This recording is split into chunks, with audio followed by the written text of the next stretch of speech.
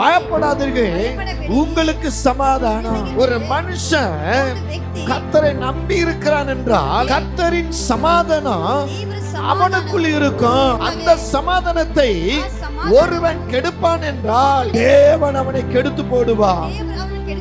நீங்கள் தேவனுக்குள்ள இருப்பீங்கன்னா தேவ சமாதானம் உங்களுக்குள்ள இருக்கும்.